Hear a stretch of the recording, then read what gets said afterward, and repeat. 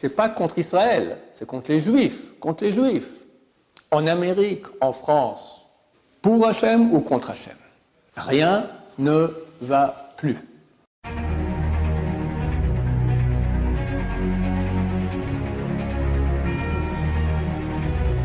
C'est jour dédié pour la guérison totale et rapide de Yosef Ben Victoria Bezrat Hachem. Quotidiennement, nous voyons comment le monde est en train de virer. Il y en a qui appellent ça de la furie. Il y en a qui m'ont dit c'est hallucinant. Et c'est vraiment tout cela à la fois. Le Brésil qui s'est joint à l'avis de la Cour pénale. En Belgique, les examinateurs des examens à la fac ont dit on ne va pas pénaliser les tricheries tant que les recteurs ne prennent pas position contre Israël. Des manifestations énormes au Mexique, alors que de tout temps le Mexique ça va, on est amis. Et ce n'est pas contre Israël, c'est contre les Juifs, contre les Juifs. En Amérique, en France, on n'en parle pas. En Espagne, bon, dans le monde entier. Qu'est-ce qui se passe? Alors, dans un cours que j'ai fait dernièrement, qui est apparu, je crois, hier, je montre que c'est clair que Dieu, aujourd'hui, veut amener la fin. Et la fin, c'est un monde de vérité. Donc, il faut savoir où il faut que les goïms se positionnent, là ou là, sélection. Pour Hachem ou contre Hachem. Donc, aujourd'hui, ça ne va pas être les goïms, ça va être nous. Parce que quand Hachem fait une action, on ne sait pas que dans un sens. Il prend encore en considération tous les aspects qui peuvent être touchés par cette action qu'il fait. Et c'est clair qu'Hachem met le peuple d'Israël dans une situation difficile. Pourquoi? Parce qu'il veut amener Mashiach.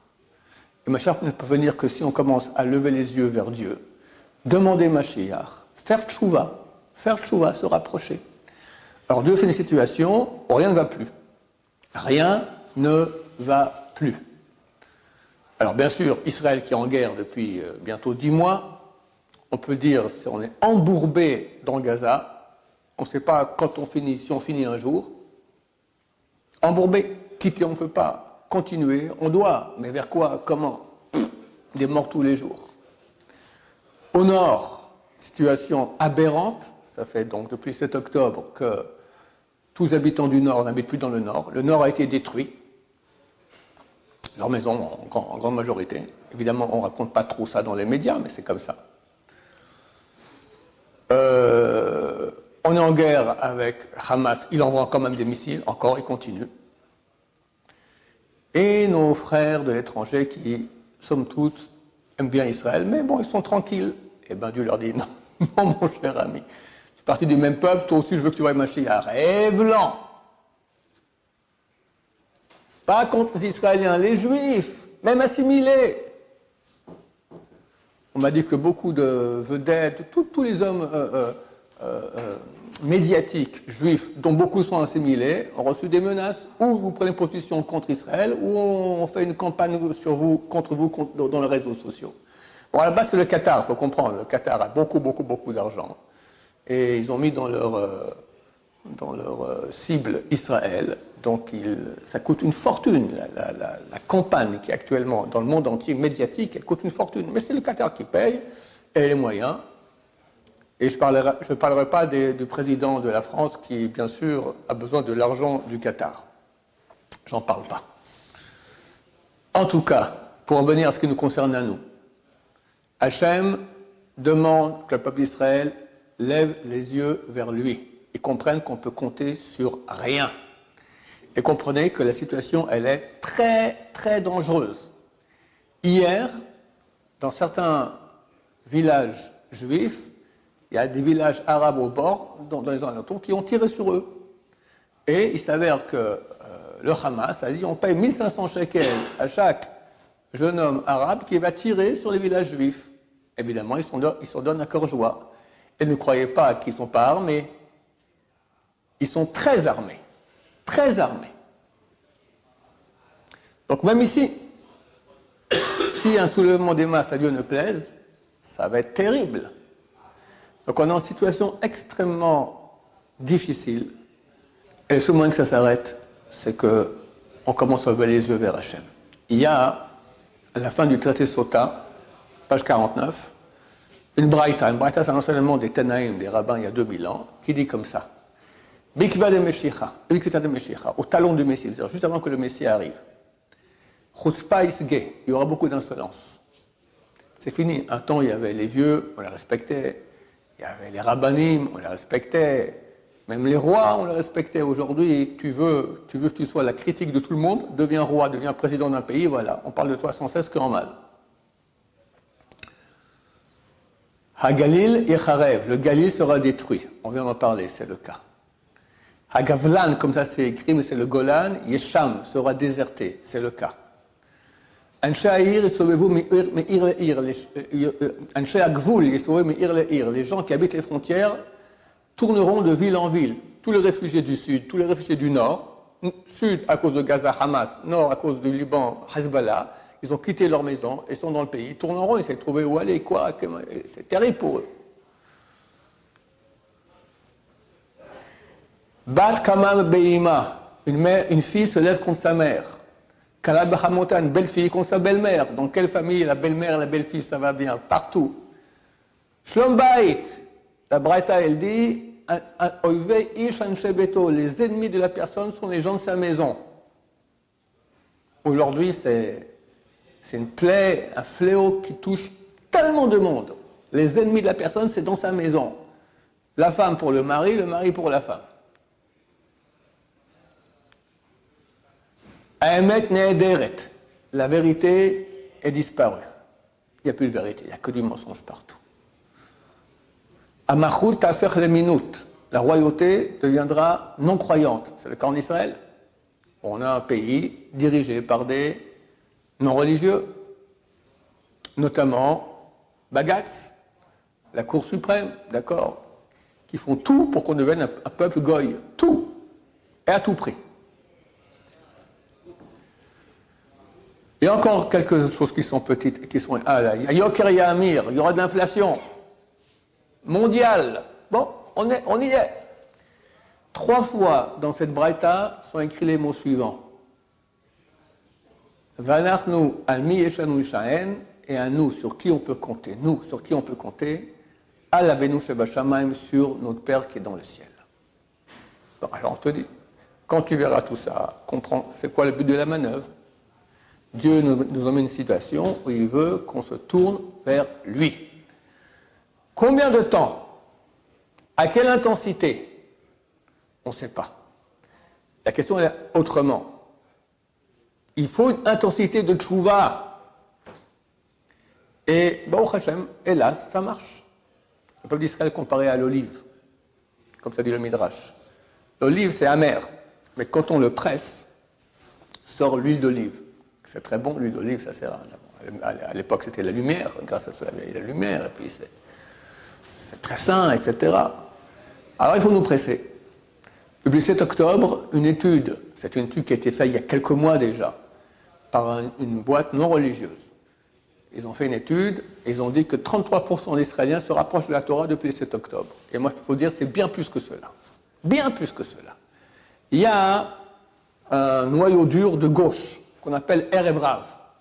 Erev Rav, c'est les ennemis du peuple d'Israël, ceux qui ont fait tous les problèmes du peuple d'Israël depuis toujours, le vaudor, etc. C'est marqué qu'à la fin des temps, ils seront à la tête du peuple d'Israël. D'où on voit ça notamment, lorsque Yaakov rencontre Esav, c'est marqué qu'il a partagé son camp en 3. Il a mis en première ligne Benaj Fachot, les fils des concubines. C'était des bons juifs, c'était les tribus les 12 tribus de Yaakov, mais au niveau allégorique, ça vient symboliser qu'à la fin des temps, qui sera en première ligne? Les fils des concubines, c'est le Erev Rav. C'est des juifs avec une âme qui n'est pas tout à fait pure, et leur but c'est faire pécher le peuple d'Israël, de faire de nous un peuple goy. Et ils se battent de toute leur force parce qu'ils voient que maintenant ils sont en train de perdre du terrain. À la base c'était un pays goy, d'accord, contre la Torah. Aujourd'hui le peuple revient. La tête, Bibi il est entre les deux, d'accord, mais les chefs de l'armée par exemple, c'est tous des gens de gauche. Ils n'acceptent pas qu'il y ait des religieux là-bas. Mais l'armée, la vraie armée, ceux qui sont sur le terrain, ma femme était à un mariage cette semaine, Elle a un cousin éloigné qui a fait des études à l'étranger, une grosse tête, est revenu, maintenant ils l'ont pris à l'armée pour quelques mois, Milouim. Il a dit, après je vais directement, je rentre à l'armée, pourquoi? Je suis bien mieux là-bas que dans le pays. Dans le pays, c'est pourri par la politique. Le Erev Rav, un des signes pour les reconnaître, c'est la marloquette. Ils adorent les bagarres, les disputes, critiquer. Toute la télévision en Israël, c'est le porte-parole du Erev Rav, c'est la télévision. D'accord? Et truc est comme ci, et truc est comme ça, d'où il changera toute la journée, rien que pour faire qu'il y ait une mauvaise ambiance dans le peuple d'Israël, la haine entre les gens. Mais le peuple, il a compris, il ne veut plus de ça. Et à l'armée, il m'a dit, tous, on sait pourquoi on est là, on sait pourquoi on se bat. Et un temps, l'armée, elle était anti-religieuse. Moi, quand j'étais à l'armée, j'ai fait tchouva à l'armée. Mais avant que je fasse tchouva, j'avais un sentiment d'amour de Torah, mais je n'en parlais à personne. Mes copains, c'était tous anti-religieux, d'accord? Des copains, mais ils ont été éduqués comme ça. Je ne critique pas les pauvres, c'est pas de leur faute, c'est comme ça qu'ils ont été éduqués. Mais aujourd'hui, l'armée, bien qu'il y ait encore beaucoup de non-religieux là-bas, mais ils demandent, priez pour nous. Étudiez pour nous. Et ils prient eux-mêmes. Combien on a reçu de vidéos où on les voit comme ça, ils prient, ils mettent la main sur la tête comme ça, et ils prient à Dieu. Donc l'armée, elle est kadosh, elle est sainte. Le peuple, il est saint, le peuple est en train de revenir. Pas 33%, au moins le double, et peut-être plus. Je ne vais pas dire le triple, parce que c'est le 100%, d'accord? Bientôt le triple, Bezrat Hashem. Donc Dieu, il est en train maintenant de mettre la pression, c'est vrai. Jusqu'à quand? Eh bien, c'est pas un taux de pression que Dieu attend, il attend un taux de tchouva. Et plus on va se rapprocher, plus on va prier, plus on va lever les yeux vers Dieu, on va demander Mashiach. Il y a une mitzvah de demander Mashiach. Rabbi Shimon Shaul Zatzal, il y a une quarantaine d'années, il m'a dit, peu de gens demandent Mashiach. Peu attendent et peu demandent. Aujourd'hui, tout le monde demande, enfin beaucoup de se mettent à demander, mais on doit demander encore plus. Et très bientôt, Mashiach se dévoilera, tous nos ennemis disparaîtront, ou feront tchouva, que ce soit parmi les goïms ou le peuple juif, il y aura un bonheur énorme. Mais, c'est la période dure, très messianique, que nous sommes en train de vivre. Dans la Gemara, dans le traité Sanhedrin 98b, il y a un rabbin qui s'appelle Oula. Et il dit, d'ailleurs moi je le dis, c'est un signe mémotechnique, Oulala, d'accord? Il dit, Yete velo achmine, qui vient le Mashiach, je ne veux pas le voir. Pourquoi? Parce qu'il y aura les douleurs d'enfantement du Mashiach. Ça va être très dur. Pardon? Je n'ai pas compris? Non, il n'était pas aveugle, Oula. Il n'était pas aveugle. Il y a deux autres. Rav Yosef était aveugle et Rav Sheshat était aveugle, pas Oula. On sait qu'il y avait Nikki Haley qui était ici, qui est encore, je crois, en Israël. Donc elle était la représentante des États-Unis à l'ONU. À l'époque, je crois qu'elle était la chef du département, je ne sais pas, quelque chose comme ça, du temps de Trump. Elle a dit, nous savons de source sûre que les événements du 7 octobre, ça a été fait pas par ces nuls de Gaza, c'était extrêmement bien préparé par l'Iran avec l'aide de la Russie et de la Chine. Nikki Haley. La base, c'est l'Iran. À sa tête, Khamenei. Alors moi, j'ai dit un truc sympa, c'est marqué, la Gemara dit Amar Oula, Yete velo Achmine.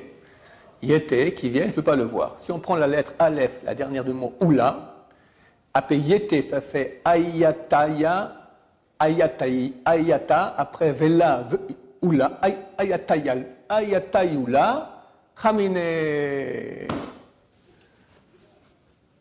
Alors, qu'est-ce qui nous attend? On ne sait pas. Mais, les grands de la Torah, moi-même, personnellement, le Rabbi Shimon Zatzal m'a dit, à mon avis, toutes ces souffrances inhérentes à la venue du Messie sont déjà passées dans la Shoah. On m'a dit que le Rabbi de Chabad, il dit la même chose aussi. Mais, alors j'espère que Bezrat Hashem, tout est passé, c'est fini, qu'on ne va plus souffrir. Mais, il faut de la tchouva. Et il semblerait qu'il n'y a pas un taux de tchouva suffisant. Et je comprends aussi la manœuvre de Dieu, parce que Dieu, il nous aime. Maintenant, comme un cher revient, celui qui n'a pas fait de tchouva, out, il n'est pas là, il ne peut pas rentrer, terminé, dehors, le train il est parti, mais, trop tard, Balthazar. Donc Hachem qui nous aime, il met la pression. Et Bezrat Hashem, le peuple fait tchouva. Moi, mon message, faisons tchouva rapidement. Pourquoi attendre? Pourquoi attendre? Ce n'est pas un taux de souffrance que Dieu veut, c'est un taux de tchouva. En fonction, aura la souffrance. Si on ne fait pas tchouva facilement, on fera plus difficilement. À la fin, Dieu aura raison. Mashiach viendra. Il ne viendra pas sans tchouva. Agmara dit, ou on fait tchouva, ou Dieu mettra un roi contre nous comme Haman. Haman qui vient d'Iran et qui a fait un décret qu'en un jour, plus personne. Shem Ishmor. Donc on compte sur l'avis des rabbins qui ont dit que c'est déjà tout passé dans la Shoah, mais on voit que ce n'est pas tout. Il reste encore un tout petit peu. Pourquoi? Pour qu'on se réveille, alors chers amis. Voilà, nos frères de l'étranger, et nous-mêmes ici aussi, partout. Il n'y a aucun endroit dans le monde où les Juifs vont rester tranquilles. On doit se rapprocher de Dieu, faire tchouva, et ne plus compter sur rien d'autre que lui.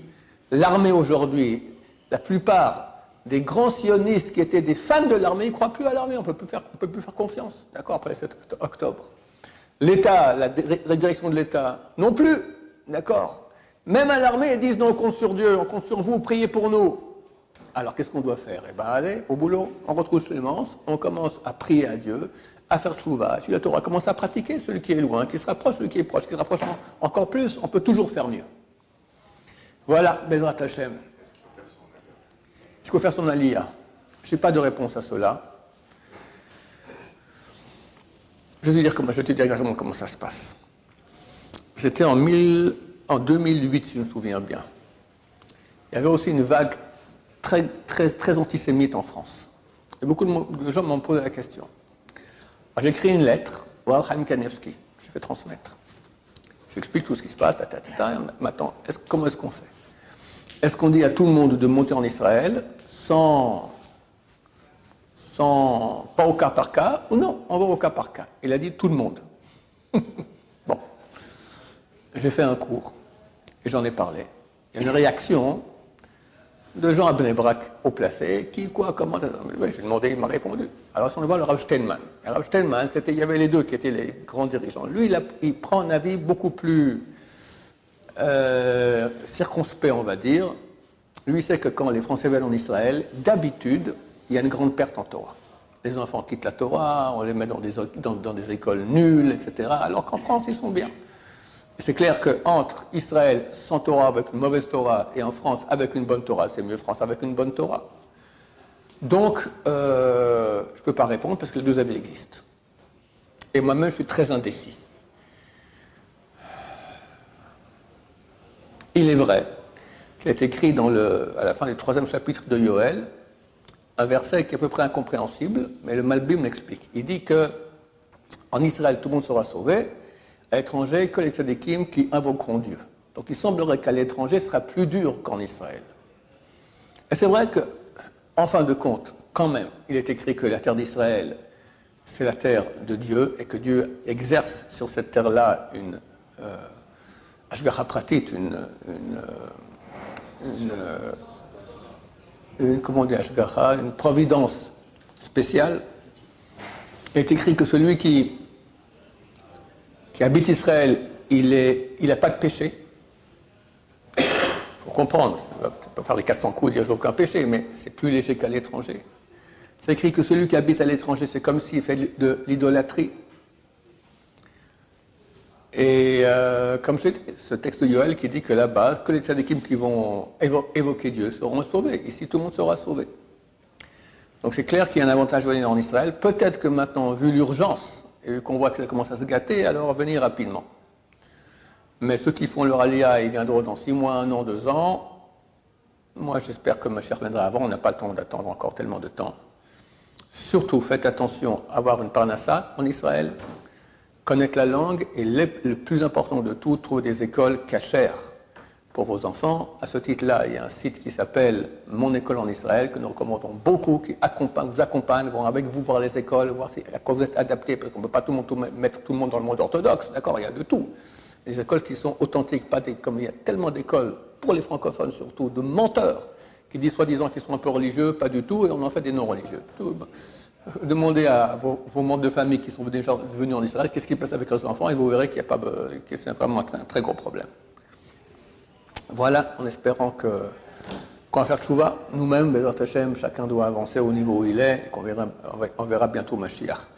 Il y a des écrits qui disent que Mashiach vienne à Shavuot, il y en a d'autres qui disent qu'il vienne au mois de Tishri, il y en a qui disent le 9 Av, il y en a qui disent le 15 Av. Donc on ne sait pas quand il vient, on espère très bientôt. Baruch Adonai, l'Olam, Amen, Amen.